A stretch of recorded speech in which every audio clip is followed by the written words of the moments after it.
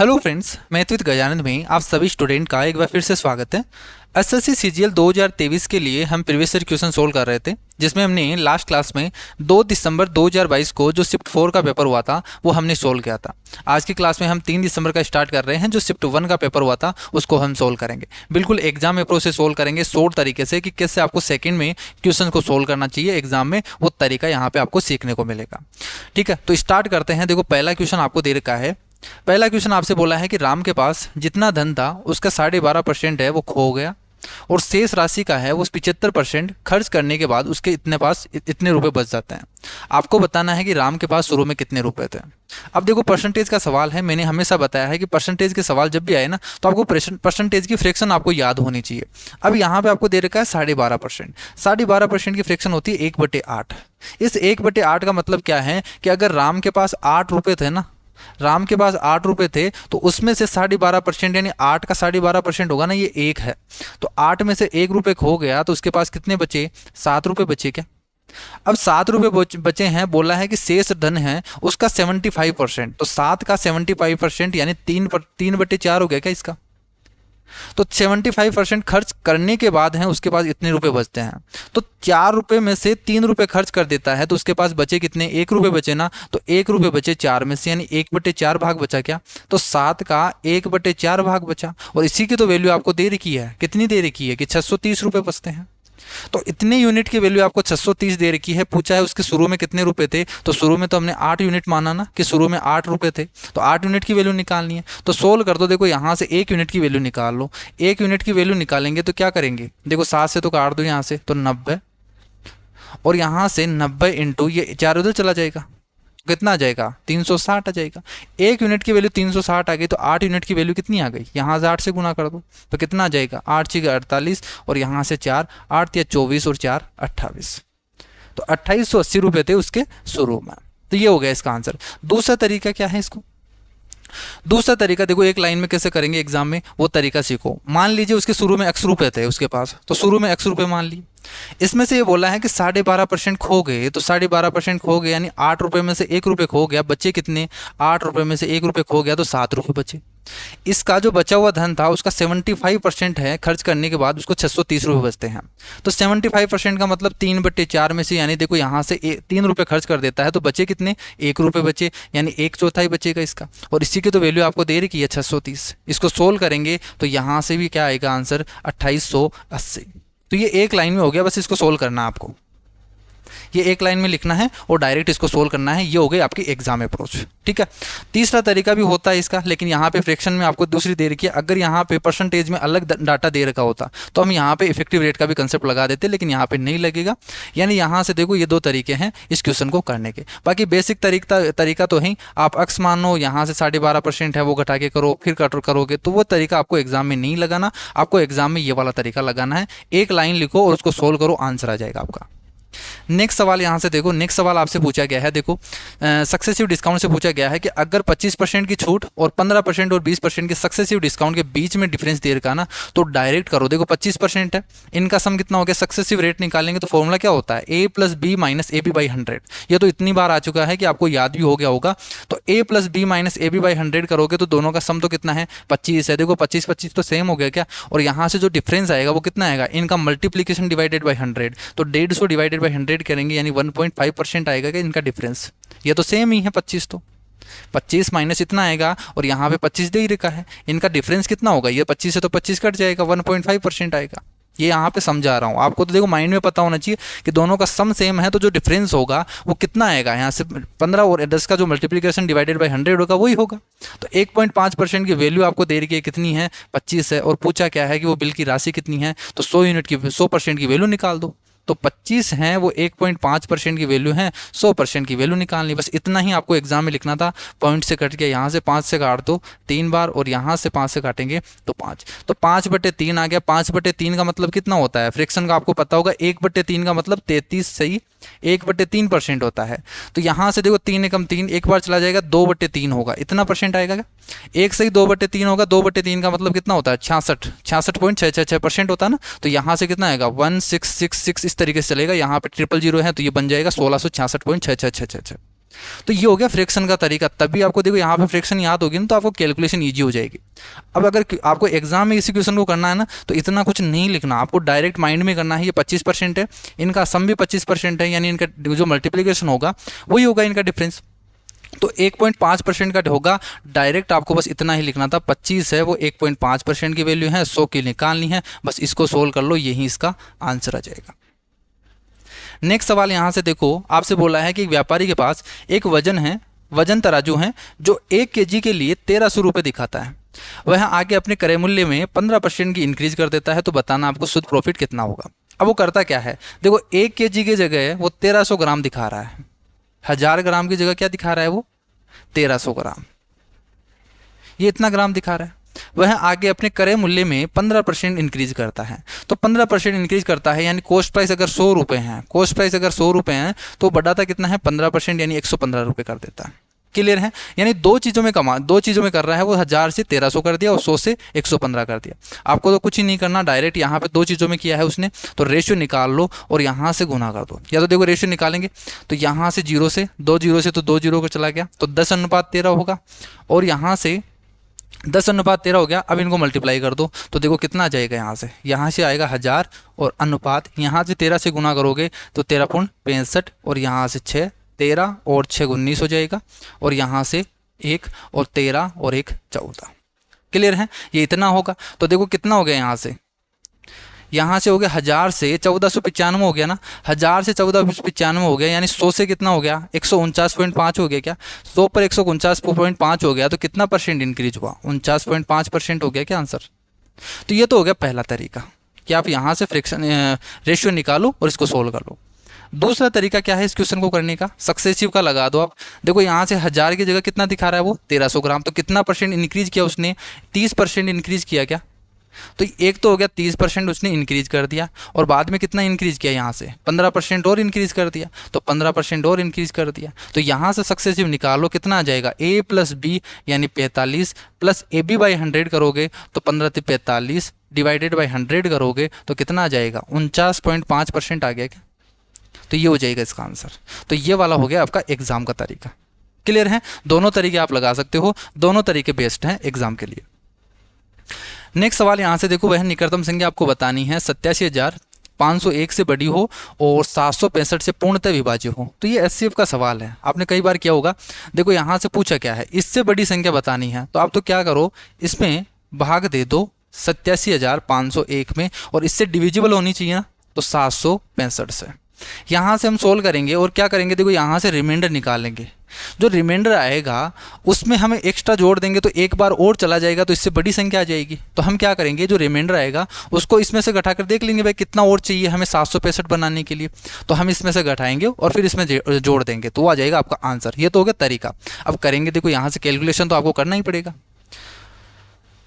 Calculation करते हैं, देखो 765 से डिवाइड करेंगे, एक बार चला जाएगा तो ये हो जाएगा 765। तो देखो यहाँ तो लिखने की जरूरत ही नहीं है हमें, क्योंकि ये तो चाहिए नहीं, तो 765 है, यहाँ से कर दो एक बार, ये 1 और यहाँ से 110, यहाँ से फिर हो गया 1100, तो एक बार और चला जाएगा, ये 765 बचेगा कितना 5, और यहाँ से 3, और यहाँ से 10 हो गया, तो 3 हो गया 335, और एक बार और चला जाएगा तो ये कितनी बार जाएगा 7 चौक 28, 7 पंजे 35, तो 4 बार जाएगा ये 765 इंटू 4 से गुना कर दो आप, तो कितना आ जाएगा 5 चौके 20, 2 6 चौका 24, 26, और यहाँ 7 चौक 28 और 30। ठीक है, तो ये 3060 बार चला जाएगा, 3060 है ये इतना, तो बचेगा कितना, यहाँ से रिमाइंडर कितना आ गया, यहाँ से रिमाइंडर आ गया 9, 5 और 4 9, 32 हो जाएगा, और यहाँ से कितना आ गया 2, तो 291 रिमाइंडर यहाँ से आपके पास बच गया। तो 291 बचाना। अब देखो इससे बड़ी वाली संख्या आपको बतानी है, इसे कम नहीं बतानी, कम बताना होता तो हम 291 घटा देते तब आ जाता आपके पास आंसर, लेकिन इससे बड़ी बतानी है तो हमें इसमें 265 बनाना है ना 291 को, तो कितना जोड़ना चाहिए वो डिफरेंस देख लो। देखो यहाँ से 765 माइनस 291 ये कर दो, तो यहाँ से 4, और यहाँ से कितना बच जाएगा, यहाँ से बच जाएगा 7, ये हो गया 6, और यहाँ से 400, तो 474 और हमें चाहिए, ताकि एक बार और चला जाएगा, ये 765 बन जाएगा, तो एक बार और चला जाएगा तो पूर्णतः डिविजिबल हो जाएगा, यानी 765 और चाहिए, तो 87,501 है, इसमें 475 और चाहिए था, तभी ये पूर्णतः डिविजिबल होता इससे। तो ये हो जाएगा आपका आंसर, ये हो गया 87,976। तो तो ये इसका आंसर है। इसकी कोई भी ट्रिक नहीं है, यही तरीका आपको बेसिक तरीका ही लगाना होगा। अगर आप यहाँ से निकाल सकते हो, यहाँ से डिविजिबिलिटी का भी देख सकते हो कि अगर 765 है वो किससे डिविजिबल है, और फिर वो यहाँ से चेक करना पड़ेगा, लेकिन वो लेंथी प्रोसेस है, ठीक है, उसमें बहुत ज़्यादा टाइम लग जाएगा। तो यही तरीका है, आप कर सकते हो। करना क्या है, सिंपली है 87,500 में यहाँ से डिवाइड करना है, रिमाइंडर निकालना है। रिमाइंडर निकाल के 765 में से घटा दो, कितना आया 475, बस उसको ऐड करना है इसमें, तो ये इसका आंसर होगा। नेक्स्ट सवाल देखो, यहाँ से ट्रिग्नोमेट्री का सवाल है। देखो इसको तो सिंप्लीफाई करना होगा। कोट ए को क्या लिख सकता हूँ, 1/10 लिखूंगा, तो ये क्या बन जाएगा 1/1 + 10 10 बनेगा, ये ऊपर चला जाएगा 10, और नीचे तो सेम बन गया। एलसीएम ले लेंगे तो क्या आ जाएगा, कोस ए माइनस साइन ए टेन ए, और डिवाइडेड बाई ये बन गया 1 + 10 ए, ठीक है। 1 + 10 ए, देखो 10 ए को क्या लिख सकता हूँ, यहाँ साइन अपॉन कोस लिख सकता हूँ, तो साइन अपॉन कोस लिखूंगा तो यहाँ से क्या बन जाएगा, साइन स्क्वायर बनेगा, और ये इधर जाके कोस स्क्वायर बन गया, तो cos square minus sine square, और नीचे जो आएगा वो कोस आ गया। 1 + 10 ए को क्या लिख सकता हूँ, देखो 10 की जगह का साइन अपॉन कोस पुट करो तो साइन प्लस कोस होगा, sine plus cos upon cos होगा, कोस से कोस कट गया, a square minus b square है, ए बार प्लस में ए बार माइनस में होगा, प्लस वाला कट गया और माइनस वाला आंसर आ जाएगा, कोस माइनस साइन इसका आंसर होगा। क्लियर है। नेक्स्ट सवाल देखो, एक ट्राइंगल आपको दे रखा है, ट्राइंगल में एक ट्राइंगल है जिसमें आपको बोल रखा है कि ए बी ये इसके कॉर्नर है, और बी ए सी का समद्विभाजक एंगल बाइसेक्टर, ठीक है, बी ए सी का एंगल बाइसेक्टर है ये वाला, ये बी सी को डी पर इंटरसेक्ट करता है। यदि ए बी की लेंथ 10 है और ए सी की लेंथ 14 है, बताना है बी डी और डी सी का रेशियो क्या होता है। ये तो आपको पता है ना कि इसी रेशियो में होता है, इनके साइड के रेशियो में होता है, ये 10 है ये 14 है, तो ये रेशियो क्या होगा 10:14 होगा, यानी 5:7 इसका आंसर होगा। नेक्स्ट सवाल यहाँ से देखो, नेक्स्ट सवाल आपसे पूछा है कि राज्य सी में लोगों की संख्या का राज्य ई में लोगों की संख्या के अनुपात बताना है। तो सी और ई में बताना है 144 और 280 का रेशियो बता दो, 144 और 280 का रेशियो बताना है। देखो 4 से डिवाइड कर दो तो 4 × 12 और 4 × 24, 4 × 7 = 28, तो रेशियो कितना आ गया 18:35 आ गया क्या आपके पास, 2 से और काटेंगे तो। नेक्स्ट सवाल यहाँ से देखो कि 5,000 रुपये को 2 भागों में विभाजित किया गया है। एक भाग है वो 4% की दर से, दूसरा है 5% की दर से, और दोनों राशियों से जो प्राप्त कुल वार्षिक ब्याज है वो इतना है। आपको बताना है कि 4% पर दिया गया कितना निवेश कितना किया गया था। तो ये तो एलिगेशन का सवाल हो गया क्या, कि टोटल आपको दे रखा है 5,000 रुपये, इसको 2 हिस्सों में निवेश किया गया है 4% और 5% पर। क्लियर है, 4% और 5% में किया गया है, और टोटल ब्याज कितना मिला वो आपको देखो यहाँ पे पैसों में दे दिया, तो यहाँ से रेट निकाल सकते हो क्या, कितना रेट मिली उसको टोटल। तो यहाँ से 5,000 का निकाल दो आप, इंटू 100 कर लेंगे, तो यहाँ से सोल्व करेंगे 2 0 से 2 0, 50 से डिवाइड करेंगे तो 2 से गुना कर दो और पॉइंट लगा देंगे 2 डिजिट बाद में, तो 22 × 44 और 6, तो कितना आ जाएगा 4.46%। तो इतना परसेंट ओवरऑल उसको इतना परसेंट ब्याज मिला है। एलिगेशन लगाएंगे तो क्या करेंगे, देखो बड़ी में से छोटी संख्या घटानी है, 4.46 में से 4 घटाएंगे तो 0.46 होगा, यहाँ से 5 में से घटा दीजिए तो कितना आ जाएगा, यहाँ से 4 और 54 हो जाएगा 0.54। रेशियो निकालेंगे तो 54:46, तो रेशियो कितना आ गया 27:23। क्लियर है। तो इस रेशियो में बांटा गया है उनको, तो 5,000 को इस रेशियो में डिवाइड कर दो, तो 5,000 को इस रेशियो में डिवाइड करेंगे 27 और 3 30 और 50, तो 50 यूनिट की वैल्यू 5,000 है, तो 27 यूनिट की वैल्यू कितनी होगी 27 होगी, क्योंकि 1 यूनिट की वैल्यू कितनी हो गई 100 हो गई क्या। तो 4% वाला पूछा है तो 27 हो जाएगी, 5% वाला पूछा होता तो 2300 हो जाती। क्लियर है, तो ये इसका आंसर हो जाएगा। बाकी दूसरा तरीका भी है, बेसिक तरीका, कि 5,000 रुपये हैं, पहला मान लीजिए कि 4% पे जो दिया गया है उसको अक्स मान लेते हैं, तो अक्स को 4% पे दिया गया तो इतना इंटरेस्ट मिलेगा, और बाकी के बचे हुए को 5,000 माइनस अक्स को कितने परसेंट पे 5% पे दिया है, तो इंटू 5 / 100, इस पे इतना ब्याज मिलेगा, और टोटल ब्याज आपको दे ही रखा है 223। बस इस इक्वेशन को सोल्व करना है, यहां से अक्स का मान निकालना है, तब भी आपका क्या आ जाएगा आंसर आ जाएगा। नेक्स्ट सवाल यहां से देखो, नेक्स्ट सवाल आपसे पूछा गया है कि numbers of truck sold by L के द्वारा जो बेचे गए ट्रक हैं वो कितने परसेंट है जे का। तो जे का आपका पूछा है कि जे का कितना परसेंट, देखो डबल ही है क्या, डबल है तो 200% हो जाएगा। एक गोले का, देखो ये बहुत ही अच्छा सवाल है, बहुत कैलकुलेटिव सवाल है। यदि एक गोले का आयतन आपको दे रखा है इतना है, इसका पृष्ठीय क्षेत्रफल बताना है, यानी आपको सिंपली देखो, क्वेश्चन बहुत सिंपल है लेकिन कैलकुलेटिव है। 4/3 पाई आर क्यूब, इसकी वैल्यू आपको दे रखी है 24,416.64, ये आपको दे रखा है। और पूछा क्या है, 4 पाई आर स्क्वायर, ये वाला आपको पूछा है। अब यहां से रेडियस निकालनी पड़ेगी। अब देखो यहाँ पे पॉइंट में दे रखा है, बोला भी ये है कि 3.14 ही आपको लेना है पाई की वैल्यू। तो अब सोल्व कैसे करेंगे इस क्वेश्चन को? अब इसमें कोई शॉर्ट ट्रिक तो लगती नहीं है, क्योंकि हमको यहाँ से डिविजिबिलिटी का रूल लगा के कोई कर ले, वो तरीका भी नहीं लगेगा, आपको सोल्व ही करना पड़ेगा इस सवाल को। देखो सोल्व करते हैं, 4 से डिवाइड कर दो तो 4 × 24 1, और 4 चौक 16, और यहाँ से 16 चौक 64। 3 से गुना करेंगे, 3 इधर चला जाएगा।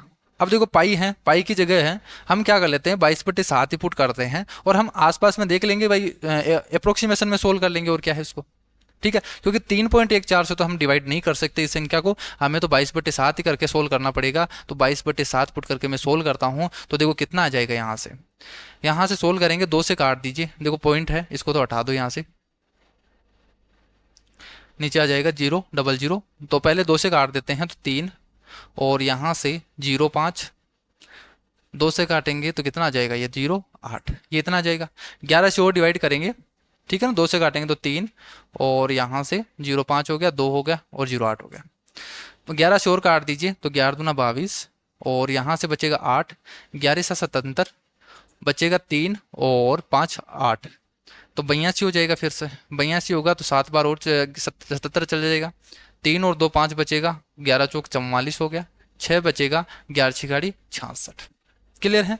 तो इतना आएगा 27 74 पॉइंट आगे चलता जाएगा। ठीक है, अब यहाँ से 21 से और गुणा करना पड़ेगा। पहले तो 3 से गुणा कर दो, देखो 36 18 हासिल 1, 4 × 12, और 1 13 का 3 हासिल की 1, 7 × 21 और 22, 2 7 × 21 22 23 2 3 दूनी 6 और 7 8, और 7 से और गुना करना पड़ेगा। तो 7 से गुना करेंगे तो कितना आ जाएगा, 8 7 56, और यहाँ से 5, 7 या 21 और 5 26, 7 दूनी 14 16, 1 हो जाएगा, 7 या 21 और 22, यहाँ से 2, 7 8 56 और 57 58, ये आ गया आपके पास। और यहाँ पे डबल 0 है तो कितना आ जाएगा, 58 26.666, ये आ रहा आपके पास। इसको सोल्व करेंगे तब, जब हमने 22/7 पुट किया तो ये आर क्यूब की वैल्यू आपके पास आ गई।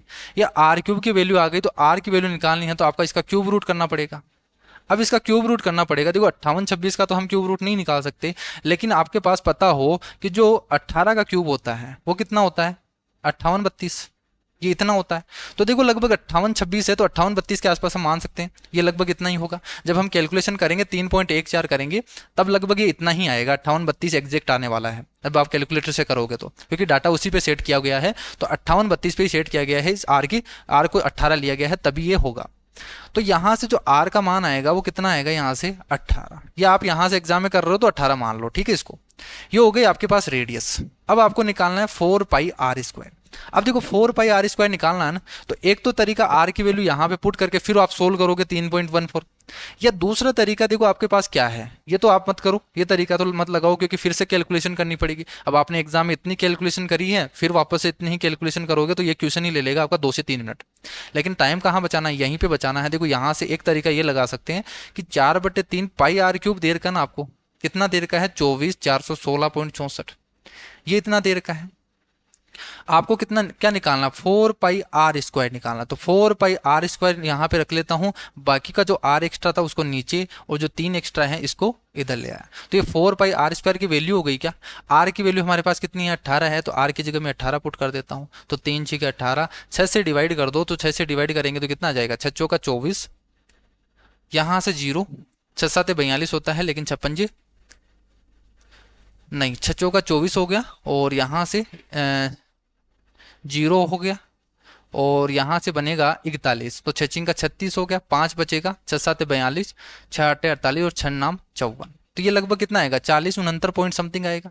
तो 40 69 पॉइंट्स ये आ जाएगा सी ऑप्शन। ठीक है, तो आप ये तरीका लगा के डायरेक्ट कर सकते हो, यहाँ से फिर से आपको कैलकुलेशन नहीं करनी पड़ेगी, नहीं तो आपको ये सोल्व करना पड़ेगा 4 × 22/7, या 22/7 की जगह आपको 3.14 भी लेना पड़ेगा। ठीक है, 22/7 इंटू, और फिर आपको 18 × 18, इस तरीके से इसको सोल्व करना पड़ेगा, फिर इसका आंसर आएगा। तो इतने करने के बजाय आप ये वाला तरीका लगा सकते हो, ये बेस्ट है। नेक्स्ट सवाल देखो, ये बहुत ही कैलकुलेटिव सवाल है। अगर ऐसे एग्जाम में आते हैं ना तो सबसे पहले तो देखते ही इन क्वेश्चन को छोड़ दो। अगर लास्ट में आपके पास टाइम बचता है, इजी इजी सवालों को कर लो, फिर आपके पास जैसे 2 मिनट 5 मिनट आपके पास बचते हैं, क्योंकि 5 से 10 मिनट बचेंगे आपके पास अगर आप इजी सवालों को कर लेते हो, तो लास्ट में 5 से 10 मिनट बच जाएंगे। तो अगर आपके पास टाइम बचता है तब इन क्वेश्चन को आपको क्या है, बिल्कुल आराम से सोल्व करना है, ताकि कैलकुलेशन मिस्टेक भी ना हो। ठीक है, लेंथी सवालों को आपको हमेशा लास्ट में करना है, इजी सवालों को पहले करना है। और अगर फिर भी टाइम नहीं बचता है तो फिर छोड़ के आ जाओ, कोई उपाय नहीं है इनका फिर इतने हार्ड क्वेश्चंस का। नेक्स्ट सवाल यहाँ से देखो, 1/1 प्लस कोस 90 माइनस थीटा है, तो ये तो साइन थीटा हो गया। यहाँ से ये भी हो गया साइन थीटा। ए बार प्लस में एक बार माइनस में एलसीएम लेंगे तो 1 माइनस साइन स्क्वायर होगा, 1 माइनस साइन स्क्वायर, ए बार प्लस में ए बार माइनस में, फॉर्मूला बन गया। और ये हो जाएगा 1 माइनस साइन और ये 1 प्लस साइन, साइन से साइन कट गया, ऊपर कितना आ गया 2 divided by 1 minus sine square क्या होता है, कोस स्क्वायर होता है, तो 1/कोस स्क्वायर क्या हो जाएगा, सेक स्क्वायर थीटा। तो आंसर क्या आ जाएगा, 2 सेक स्क्वायर थीटा। नेक्स्ट सवाल यहाँ से देखो, 4a प्लस ये दे रखा है इक्वल टू 14 है, ये 5 तो उधर चला जाएगा तो कितना आ जाएगा, यहाँ से 9 आ गया क्या। तो देखो यहाँ से a प्लस बी आपको 9 दे रखा है, पूछा है a square plus B square, तो क्या होता है इसका स्क्वायर करो, 9 नाम 81 माइनस 2 इंटू ए बी करोगे तो ये तो ए से तो ए कट जाएगा, 4 इंटू 5 गुना कर दोगे तो कितना आ जाएगा 20। तो 81 में से कितना घटा दोगे, 40 घटा दोगे, तो आंसर कितना आ जाएगा 41। बस इतना ही करना आपको। तो इजी सवालों का आपको जल्दी करना है और जो लेंथी सवाल है उसको लास्ट में करना है।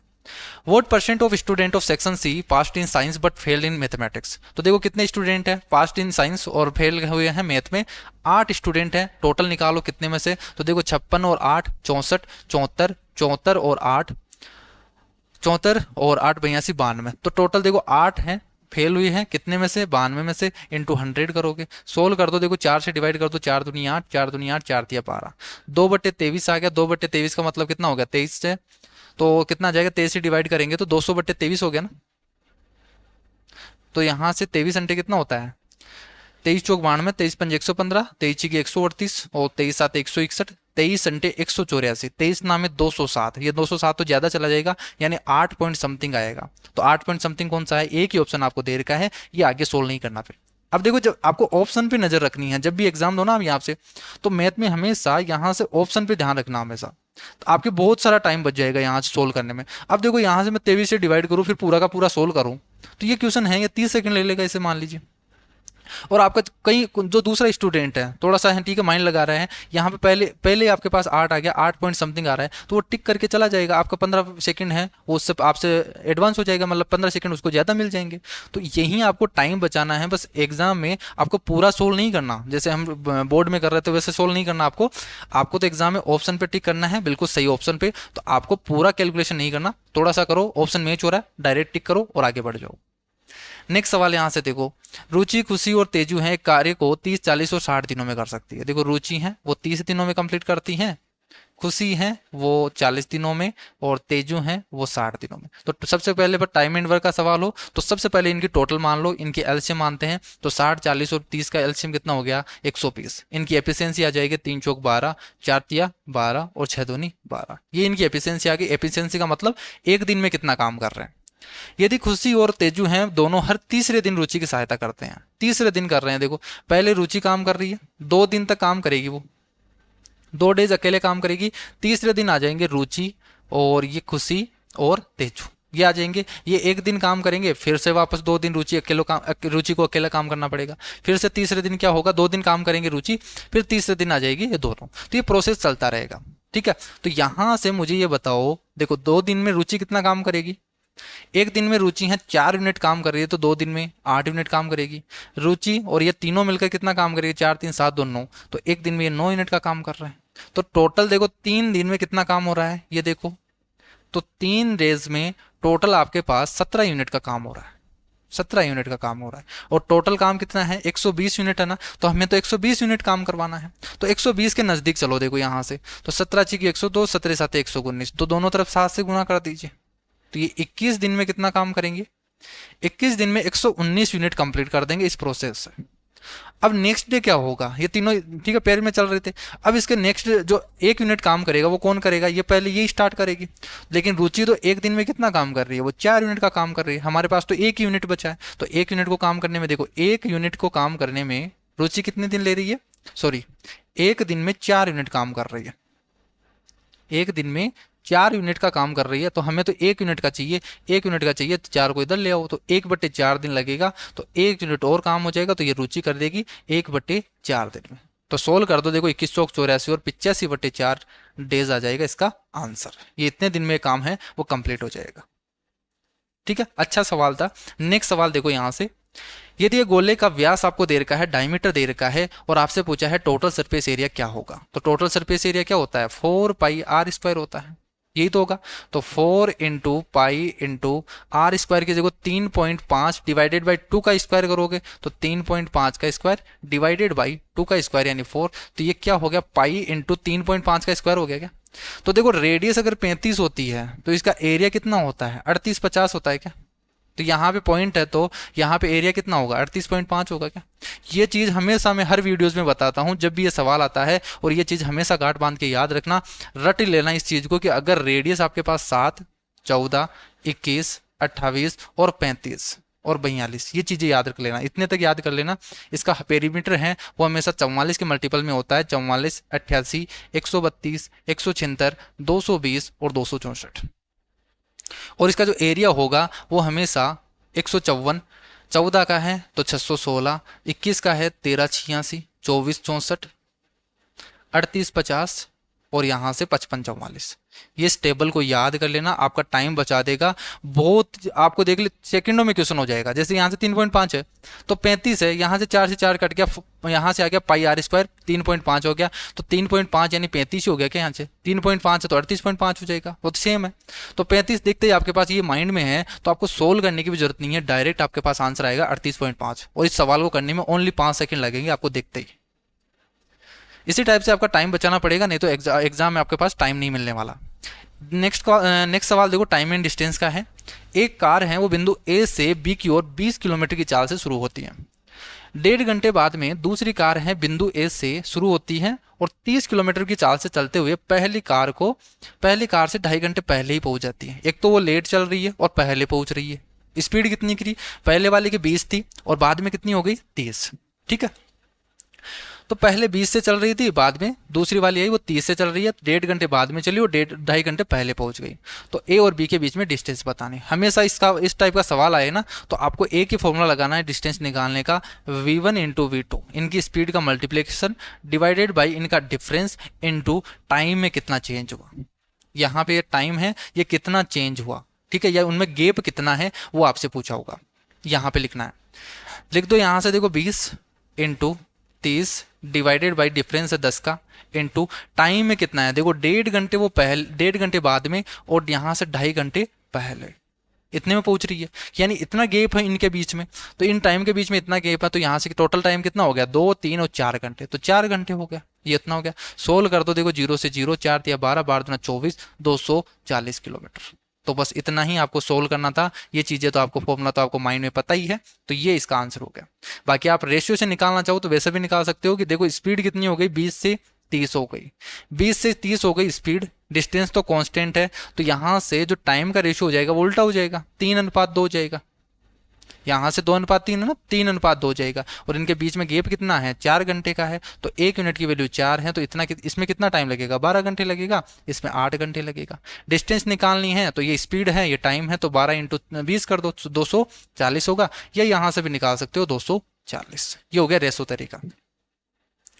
नेक्स्ट सवाल देखो, x माइनस 1/x आपको दे रखा है, x की पावर 4 पूछा है, तो सबसे पहले तो यहाँ से x square plus 1/x square निकालोगे, वो कितना आएगा, 169, 13 का स्क्वायर प्लस 2 कर दोगे तो 171, और यहाँ से x की पावर 4 प्लस 1/x की पावर 4 चाहिए, तो 171 का होल स्क्वायर माइनस 2 करते हैं। ये तो चीज़ें बहुत बार आ चुकी है, तो 171 का स्क्वायर माइनस 2 करोगे, देखो आपको पूरा नहीं सोल्व करना अब इसको।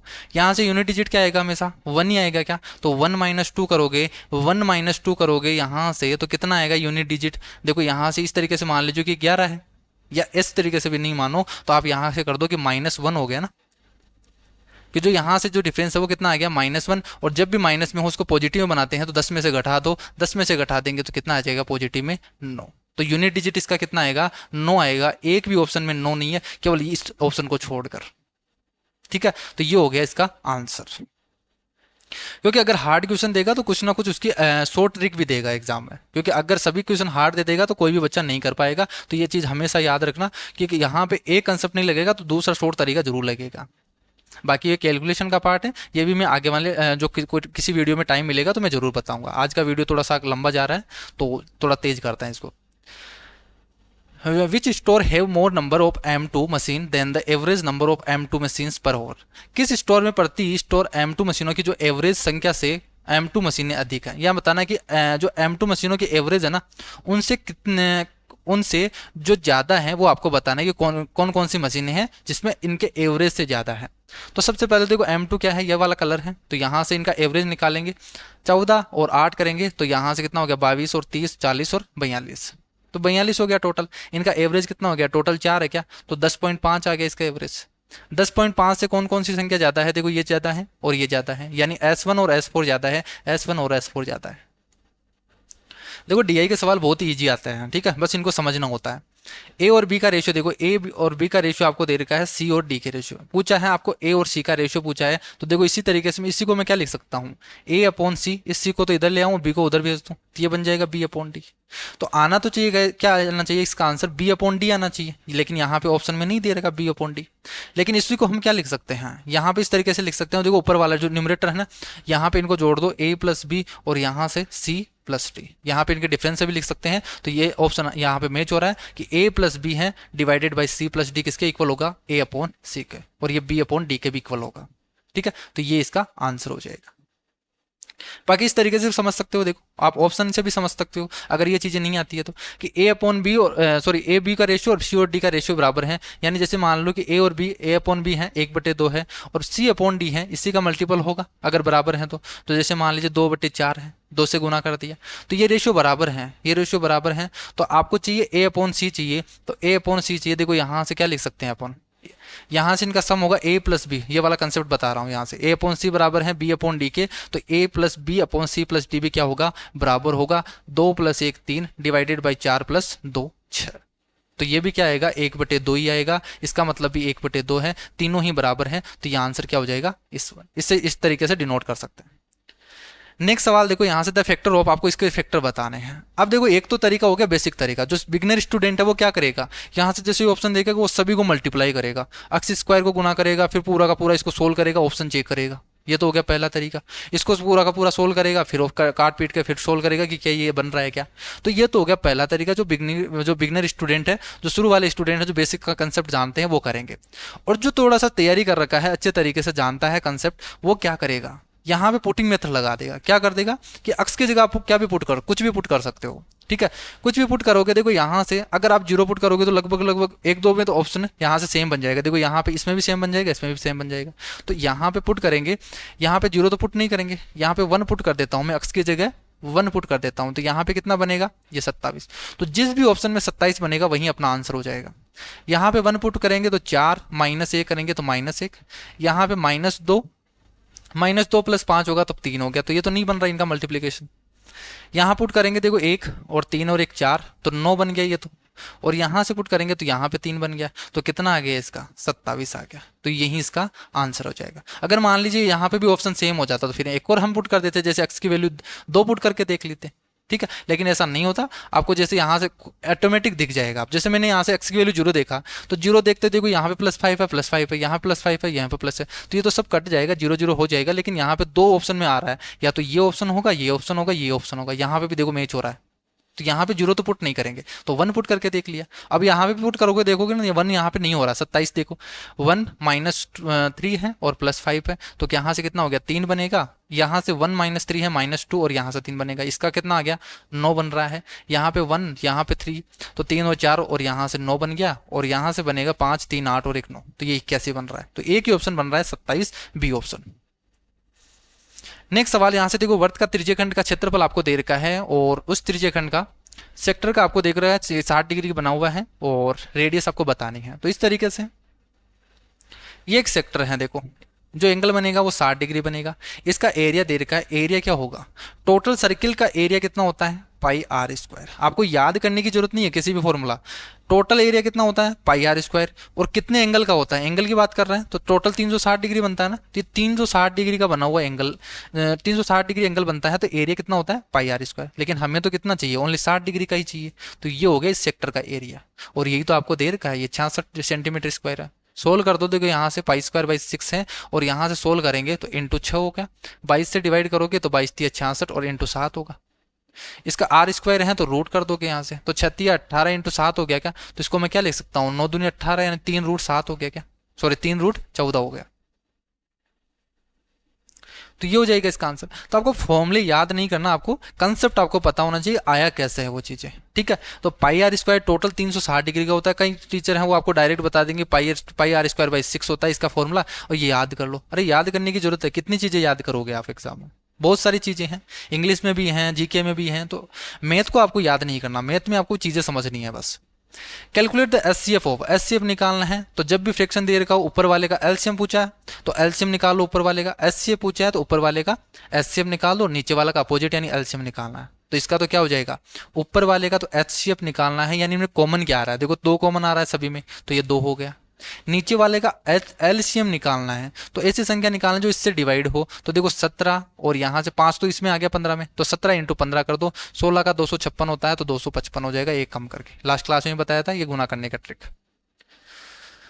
नेक्स्ट सवाल ये देखो, यहाँ से बहुत अच्छा सवाल पूछा गया है, लेकिन इसमें एक एरर दे रखा है, ये क्वेश्चन है ना ये गलत है। ये बहुत ज्यादा टाइम, जब मैंने अभी सोल्व करने की ट्राई किया था तो इस क्वेश्चन में बहुत ज्यादा अटक गया था मैं, क्योंकि यहाँ पे जो क्वेश्चन है वो दिया ही गलत दे रखा है। यहाँ पे कोस स्क्वायर ना देकर यहाँ पे पूछा गया है कोस 2 थीटा, ये पूछा गया है कोस 2 क्यों, ठीक है। यहाँ पे हम कोस स्क्वायर क्यों नहीं निकाल सकते, इस चीज से कोस 2 क्यों निकाल सकते हैं, वो कैसे निकालेंगे, देखो आपको दे रखा है कोस क्यू प्लस साइन क्यू, आपको दे रखा है कोस क्यू प्लस साइन क्यू, ये आपको दे रखा है, इज इक्वल टू 31/25 ये दे रखा है। और यहां से कोस स्क्वायर 2 क्यू दे रखा है, तो कोस स्क्वायर 2 क्यू का फॉर्मूला आपको पता होगा, कोस स्क्वायर 2 थीटा का फॉर्मूला क्या होता है, कोस square theta minus sign square theta, यही तो होता है। इसी को हम लिख देते हैं 2 कोस स्क्वायर क्यू माइनस 1, इसी को हम लिख सकते हैं 1 माइनस 2 साइन स्क्वायर क्यू। ये फॉर्मूला याद रखना है कोस 2 थीटा के, ठीक है, इंपॉर्टेंट है। तो यहां से आपको क्या चाहिए, cos square Q minus sine square Q तो निकाल सकते हैं ना। यहां से कैसे निकालेंगे कि अगर हमारे पास कोस क्यू माइनस साइन क्यू आ जाए आपके पास, अब वो कैसे निकालेंगे, हमेशा याद रखना कि अगर आपको sign theta plus cos theta आपको दे रखा है, sign theta plus cos theta आपको दे रखा है, जैसे मान लीजिए ए है और आपसे निकालना है sign theta minus cos theta, ठीक है। जैसे मान लीजिए यहां से ये बी है, ये आपको दे रखा है, इनमें जो रिलेशन होता है ना वो क्या होता है कि यहां से इनका स्क्वायर करेंगे तो देखो एक इनका कोफिशिएंट 1 है, तो 1 का स्क्वायर प्लस 1 का स्क्वायर यहाँ पे 2 बनेगा, is equal to a square plus B square. या आप यहां से इस तरीके से बोल दीजिए कि A sine theta plus B cos theta, और यहां से A sine theta minus B cos theta, या उल्टा कर दो, देखो यहां से ये बी साइन थीटा और यहां से ए कोस थीटा, ये सी और डी दे रखा हो, तो ये जो रिलेशन होता है वो होता है A square plus B square is equal to C square plus D square. Clear है, तो ये रिलेशन आपके पास ये होता है।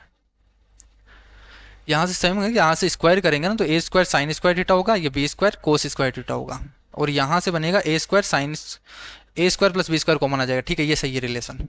तो ये रिलेशन आपके पास होता है A square plus B square equal to C square plus D square, और जब यहाँ से ए और बी 1 1 हो जाते हैं तो ये क्या हो जाएगा आपके पास, ये हो जाएगा 2 is equal to C square plus D square, यानी अगर आपको ये निकालना है तो ये क्या हो जाएगा 2 माइनस इसका स्क्वायर कर दो सी स्क्वायर और इसका रूट निकाल देता है, ठीक है। ये तरीका होता है निकालने का। बाकी आपको याद क्या करना है, देखो यहाँ पे आपको तो कुछ ही नहीं करना, यहाँ से कोस थीटा, ये कोस क्यू माइनस साइन क्यू है, तो यहां से निकाल लो आप।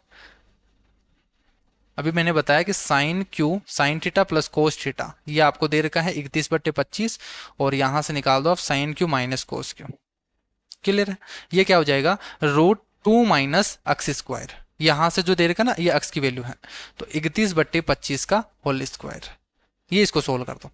तो यहां से सोल्व करेंगे तो कितना आ जाएगा यहाँ से, तो यहां से सोल्व करेंगे तो 25 है 625 इंटू 2 करेंगे तो 1250 होगा, 1250 माइनस 31 का स्क्वायर करोगे 961 होगा, डिवाइडेड बाई 25 का स्क्वायर, रूट कर दोगे यहाँ से, इनका डिफरेंस कितना हो गया 289, तो ये हो गया 13/25।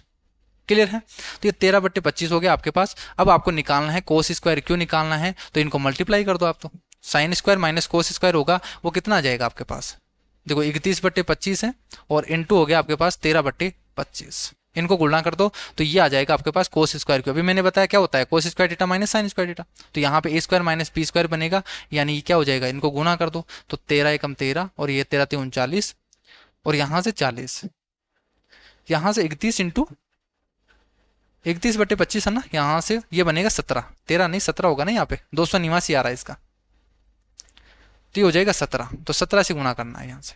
तो यहाँ से कितना बनेगा 17 और एक 17 तो 51 और एक 52, तो ये बन जाएगा 625। क्लियर है। ये मोड होता है, ठीक है, ये कोस square theta minus sign square theta होता है ना, ये मोड होता है। तो यहाँ से या तो प्लस में होगा या माइनस में होगा, ये सेम ही आएगा आपके पास। या तो उल्टा कर दो, देखो यहाँ से sine square minus cos square आएगा, तो ये भी क्या हो जाएगा, ये कोस, इसको उल्टा कर दो यहाँ से, तो वो भी क्या होगा, सेम ही होगा। तो आपके पास आंसर कितना आ जाएगा, 527 डिवाइडेड बाई 625।